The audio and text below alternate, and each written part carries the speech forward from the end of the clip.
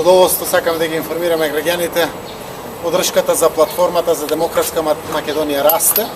Денеска подпишавме со ПЕИ, со господин Фијат Цановски, со кој што во минатото СДСМ имал соработка. Оваа платформа за демократска Македонија не обединува сите. Јас се надевам дека ќе продолжи да расте. Ја користам приликата заедно да повикаме да ни се приклучат сите слободоумни граѓани, сите демократи во ова наше општество на принципелен основ, на основа на начелата на кој што полага токму оваа платформа за демократска Македонија, заради тоа што, како што рековме, повеќе не се работи за лични интереси, не се работи за партии и поединци, се работи за Македонија и нејзината иднина. Принципите ќе ги спомнам уште еднаш: регуларни, фер и демократски избори, враќање на правдата и правичноста во Република Македонија, деполитизација и демократизација на институциите и застанување за сите универзални и европски вредности кои што заслужуваат сите граѓани подеднакво во Република Македонија да ги конзумираат. Јас се надевам дека така здружени и сплотени, без било какви предрасуди, сите заедно ќе застанеме зад платформата. Она што го очекувам во наредните денови е да продолжи подпишувањето со политичките субјекти. Испративме порака до граѓанските здруженија, до асоциациите, до интелектуалците и до сите индивидуи во Република Македонија. Се надевам дека сите ќе застанат зад една ваква принципелна платформа, како би можеле сите да помогнеме на Република Македонија. Сакам денеска да информирам исто така дека до ПЕИ испративме и порака и покана и за коалициско здружување. Знаеме дека на 5 јуни ќе нема избори, но избори ќе има, затоа што само преку слободни избори можеме да ја вратиме слободата. Од тој аспект, по полека нашите работни групи ќе ги составуваат мечингот на нашите политички програми, како би биле подготвени и за заедничко делување, тогаш кога ќе бидат исполнети условите за регуларни, фери демократски избори. И уште еднаш, тоа значи прочистен избирачки список, регулација на медиумите и разграничување на партијата од државата. Добар ден на сите. Партијата за Европска иднина со задоволство ја подпиша платформата за фер и демократски избори за слободна Македонија. Ние како партија и претходно дававме деманти и не прифаќавме да се оди на избори со непрочистен избирачки список, со независни медиуми и све што е потребно за едни фер и демократски избори. Ние и претходно како партија сме имале коалиција во 2011 година со СДСМ и природно беше да дојде поканата и природно е да ние коалицираме во наредните избори било кога да се случат со Социјалдемократскиот сојуз. Наше задоволство да бидеме заедно со единствена цел само да Македонија добие фер и демократски избори. Повелете прашање. Ја знаев во питокот беа суспендирани сите решенија на Оливер Спасовски и Красина Раменски, како функционираат нашите министри во владата, функционираат и случаи што управат мирен кабинет. Еве вака, луѓето на Оливер Спасовски, тоа е неговиот кабинет пред се уште се на своите позиции. Денеска знаеме дека објавена таа незаконска одлука на влада, која што апсолутно имаме намера се што е незаконска да не го почитуваме. Одлуката е незаконска од неколку аспекти. Прво е донесена заради тоа што на решенијата кои што ги донел Оливер Спасовски и Красина Раменски немало подпис на дополнителниот заменик министер, немало подпис заради тоа што не се однесуваат на изборите. Тоа е веќе потврдено од ЛИК со некои претходни одлуки. Незаконитоста се темели исто така заради тоа што имаме неовластен предлагач, тоа се дополнителните заменици министри. И третата работа е владата носи одлуки за акти кои што владата ги донела во функција на правилници. Решенијата може да бидат обжалени од секој поединец кој што го добил тоа решение или доколку одлучил дополнителниот заменик министер дека се однесуваат за изборите, тој да ги обжали пред Државната изборна комисија. Од тука продолжуваме согласно уставот и законите во Република Македонија. Нашите министри остануваат заробени во владата. Што значи, го повтарам тоа што и веќе го истакнаа. Се што е поврзано со интересот на граѓаните и во интересот на Република Македонија, тие ќе го исполнат и испочитуваат. Сето она кое што се рефлектира кон организација на нерегуларни избори, секако дека нема да учествуваат. Остануваме принципиелни, водејќи битка кон целите на Пршинскиот договор. Тоа значи да се создадат регуларни, фер и демократски услови за да се спроведат избори во Република Македонија. Од тука, согласно упатствата од правните служби, кои што постојат во самите кабинети, во самите министри, тие ќе постапуваат и во делот на нивното одлучување.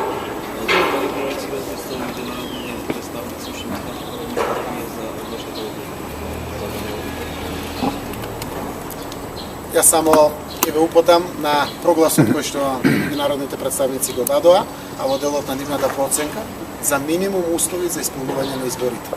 Тие произлегуваат од Пражинскиот договор и од препораките на сениорската група на Прибе, каде што дефиниравме дека судството и реформите остануваат после изборите.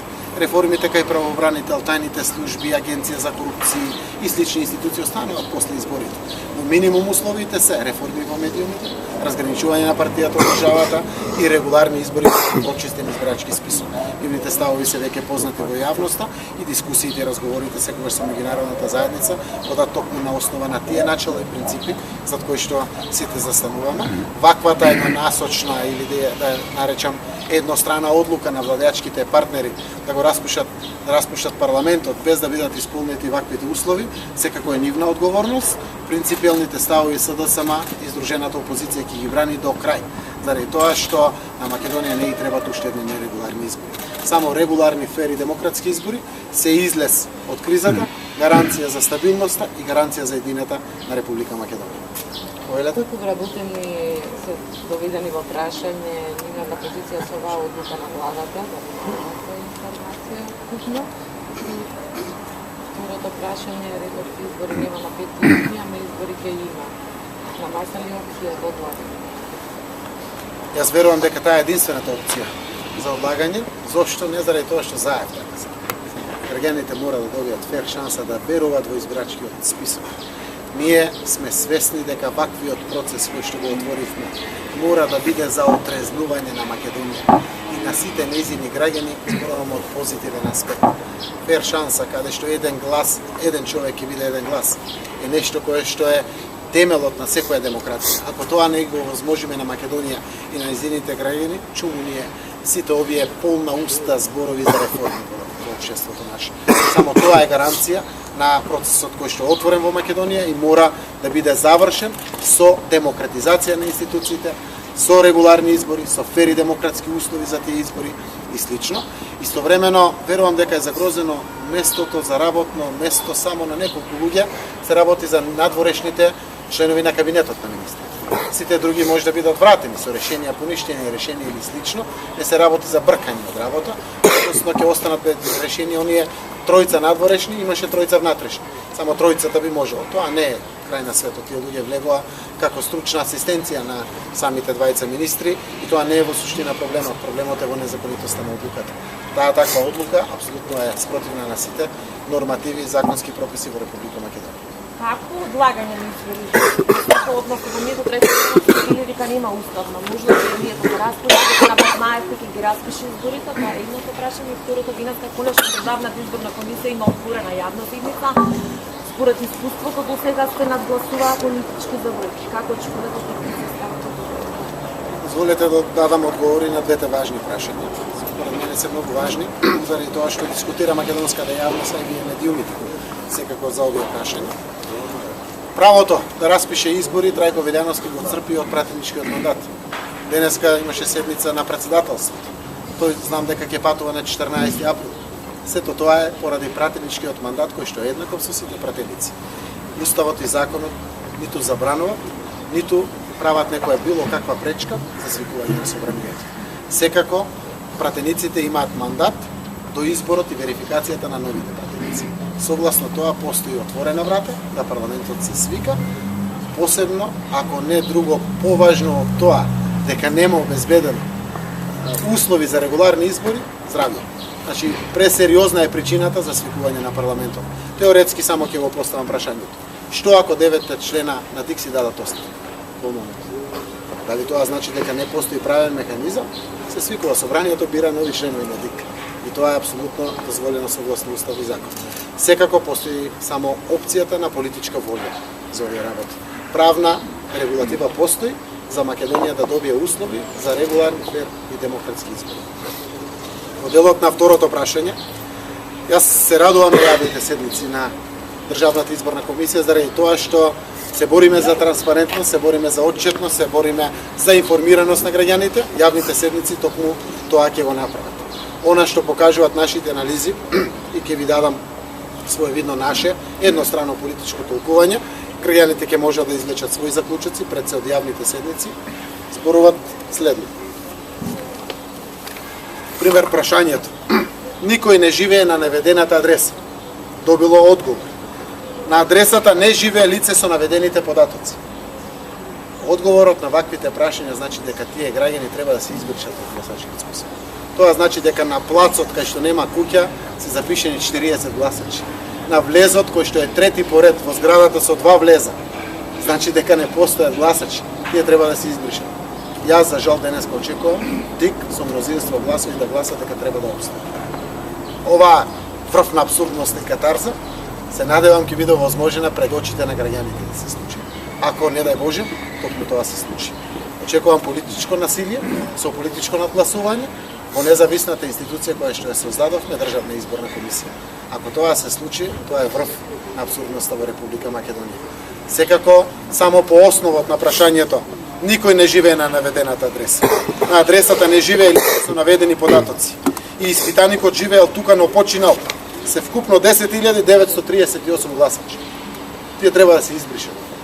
На прашањето, испитаникот живее тука, но престојува на друга адреса, испитаникот живее тука, но се наоѓа на привремена работа во странство.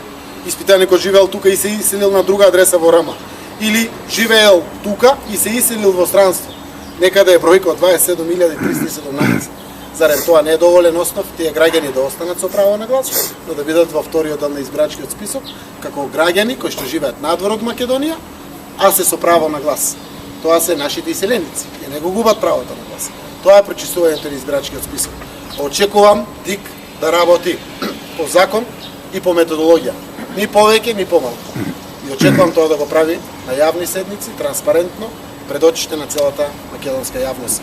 А од тука ги повикувам и меѓународната заедница, и граѓанските организации, и вас новинарите, внимателно да го следите процесот на Државната изборна комисија, заради тоа што оваа вистина околу пречистувањето на избирачкиот список може да го знаеме само од нивните јавни седници. Благодарам. Други прашања? Ви благодарам на сите.